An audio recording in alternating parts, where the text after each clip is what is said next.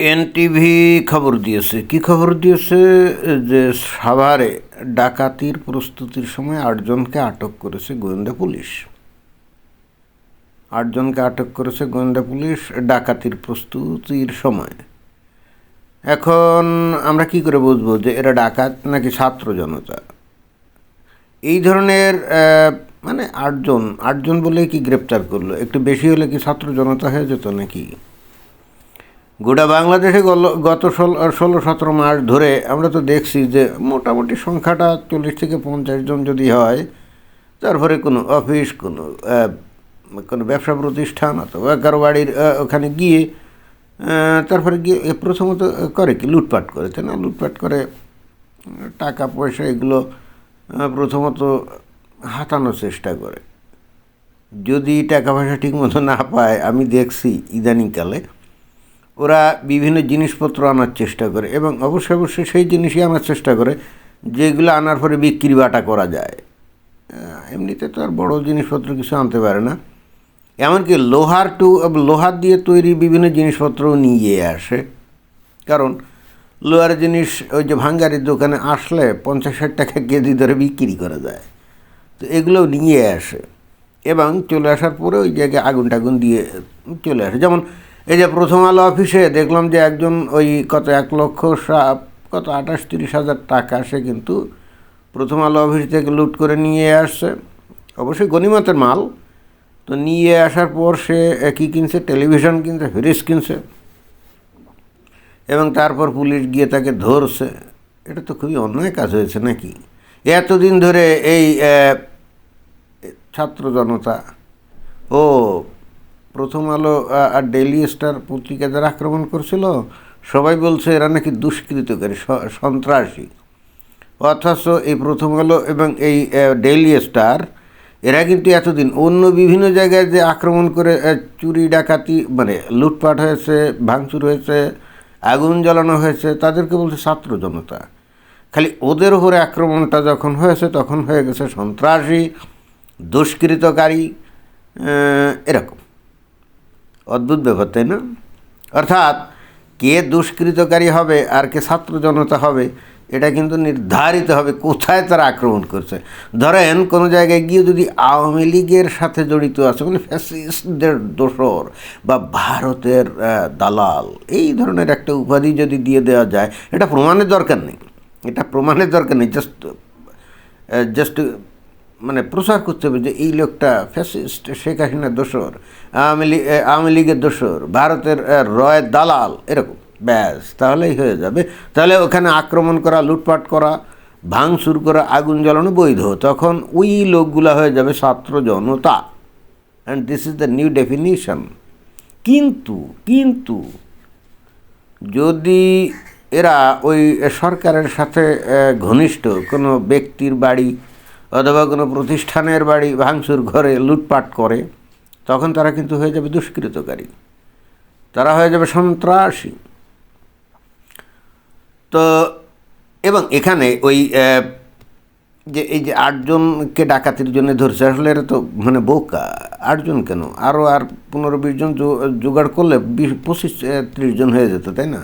তখন এরা কিন্তু হয়ে যেত একেবারে রাতারাতি ছাত্র জনতা, তখন কিন্তু ডাকাত হতো না। আমার ধারণা এরা এই যে এবং এই যে এদের চেহারা দেখলে কিন্তু ছাত্র জনতার মতো মনে হয়। দেখেন না, একেবারে কি স্মার্ট চেহারা, তাই না? এদেরকে চোর মতো তো মনেই হয় না। একটু বড় করে দেখা যাক। চোর ডাকাতদের চেহারা কিন্তু এরকম না। দেখেন যে মাঞ্জা মারা চেহারা, একেবারে দেখছেন মোটামুটি বেশ ভালো, তাই না? তো এইগুলো কী করে ডাকাত হলো, চোর হলো বুঝলাম না। আমি তো মনে হচ্ছে যে এখানে এই যে যারা করছে, কি জানি এই যে খবর, এরা আমার মনে হয় যে অন্যায় করছে। আমি দৃঢ় বিশ্বাস করি যে এরা কিন্তু ছাত্র জনতা অথবা তৌহিদি জনতা তো হতেই হবে। কিন্তু এদের মাথায় একটু ঘিলু কম আছে। এরা মাত্র 7-8 জন নিয়ে এই যে কোনো জায়গায় লুটপাট করতে যাচ্ছিল আর কি। তো যে কারণে বস্তুতে এদেরকে ডাকাত হিসেবে ধরছে। কিন্তু এদের সাথে আর মনে করেন 10-15-20 জন হতো, তাহলে এরা কিন্তু হয়ে যেত তৌহিদি জনতা। আমার ধারণা এরা ওই যে অন্য মানুষদেরকে মানে ভাগ টাক দিতে চায় নাই। আমি বুঝলাম না, কোনো পুঁজি ছাড়া ব্যবসা হয়? ওরা যদি মানে কিছু টোকাই জোগাড় করে অ্যাটলিস্ট মানে মাথা পিছু 500 টাকা দরে দিত, ধরুন 20 জন, ধরুন 20 জন হলে 500 টাকা দরে কত, 10,000 টাকা, তাই না? 10,000 টাকা খরচ করতো, তাহলে কিন্তু তারা এখান থেকে মিনিমাম লাখখানিক টাকা বা আরও বেশি টাকা হয়তো তারা কিন্তু লুটপাট করতে পারতো, এবং তখন কিন্তু ঘটনাটা হতো তৌহিদি জনতা, অথবা কি হতে পারতো, ছাত্র জনতা, তাই না? কিপটে টাইপের, খরচ মোটে করতে চায় না, নাকি ইদানিং তারা বুঝে গেছে যে বেশি লোকজন হলে যে লুটপাট যেগুলো করা হয় তা ভাগযোগ করলে বেশি মানে ভাগে পায় না এবং তাতে পেট চলে না, এরকম কিছু নাকি? কারণ গত প্রায় 1.5 বছর ধরে লুটপাট তো আর কম করেনি, করতে করতে ভাই এখন কার ওই জায়গায় লুটপাট করবে বলেন তো? এখন তো লুটপাট করার জায়গা নাই, একেবারে হয়ে গেছে না, সংকুচিত হয়ে গেছে না। এবং এই জন্যেই কিন্তু এরা অত্যন্ত রিস্ক নিয়ে এই যে প্রথম আলো বা ডেইলি স্টারের মতো বেশ সেন্সিটিভ জায়গা, এবং যাদের সাথে কিন্তু সরকারের অনেক ঘনিষ্ঠতা আমরা এটা জানি, সেই জায়গায় পর্যন্ত এরা আঘাত করছে। এবং কিছু পাওয়ার জন্য সেদিন দেখলাম যে হাদির যে করলো, এই যে যেদিন যে তার জানাজা হলো, আমরা দেখলাম যে তৌহিদি জনতা কথা নাই বার্তা নাই, সাথে সাথে তারা ছুটলো কোথায়? সংসদ ভবনের ভিতরে। এখন সংসদ ভবনের ভিতরে গিয়ে টাকা টুকা থাকে নাকি? আমার তো ধারণা থাকে না। মানে ওখানে ঢুকে হয়তো কিছু নথিপত্র, তারপরে চেয়ার টেবিল বা লাইট মাইট আছে, এইগুলো মনে টোকাইতে গেছিলো। এখন কেউ এগুলো জোগাড় করতে পারছে কিনা কে জানে। এবং ওইখানে যারা এই যে সংসদ ভবনে যারা হামলে পড়ছিল, খেয়াল করে দেখেন যে ওরা কিন্তু তৌহিদি জনতা অথবা ছাত্র জনতা, ওইটা নিয়ে কোনো মামলাও হয় নাই, কেউ গ্রেপ্তারও হয় নাই। যাই হোক, এই 7-8 জন যারা আসলে বোকা এবং কিপটাও বটে, ধরা খেয়েছে। এইটার আবার একটা ইদানিং একটা বেশ ভালো একটা নাম হয়েছে, মানে একটা নামকরণ করা হয়েছে, সেটা কি মবক্রেসি, তাই না? ক্রাসি না, মবক্রেসি।